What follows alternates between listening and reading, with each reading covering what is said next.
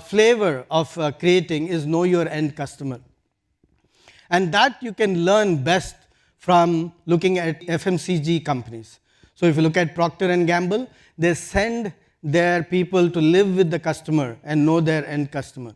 So that's how they get creativity. The source of their creativity is their customers. And I'll give you an example. Procter & Gamble in 1990s were looking to target the China market, and they were looking at diapers. And the thought process and the marketing was very simple. China at that point of time also was very large, 1 billion plus. Now, obviously, there were many children, and so there is a need for diapers and Western diapers in this case. And also, they knew that China was a cost-conscious market. So, what they did in terms of market research was this: sitting in the US and doing market research for a region far away. So they decided that China needed cheaper diapers, so they went about making it. They made this cheap diapers which were much lower cost, and they were little plasticky but did the job. And then they released it into the market, and it didn't work, right? But Procter & Gamble then did what they really do well. They didn't pack their bags and leave. They sent their team to China. And the team spent time looking at the customer very closely, really closely, and they understood that Chinese used something called kai dang ku. Anybody from China here? Did I say it right? More or less.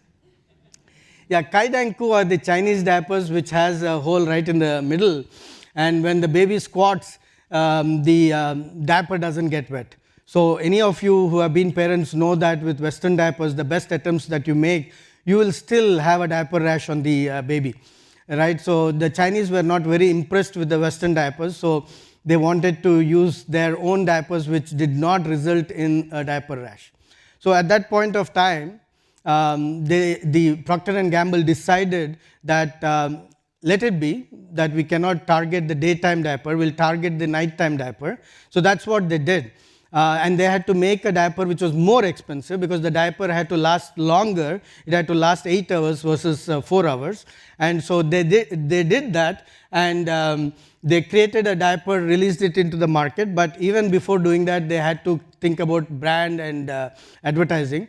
So they said that, look, nighttime, the Chinese diapers will still get wet because the baby is not squatting.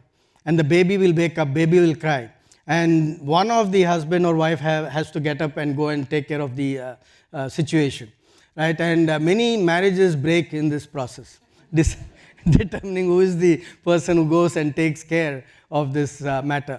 And so they said that, look, your baby will sleep through, our diapers will absorb, the baby doesn't get wet, you will sleep better. And so they were very successful. By within a year of introduction of these diapers, 90% of the babies in Shanghai were wearing the Procter & Gamble diapers. So something like this is amazing. 90% is a large number. And they didn't stop there, just to make sure that you understand that there is no one-time success and that is it. That's a Harvard Business case study, but life doesn't work like that. So they maintained their presence in the market. They understood the customer very well. And a few years later, they went with an advertising campaign saying that not only do you sleep well, they did some research with a Chinese university and said even the baby sleeps well and the baby's cognitive abilities increase. Right? So now who will not buy these diapers where the diapers enable the baby's cognitive abilities to increase? Right? So this is still a story of innovation where the source of innovation was actually going to the customer.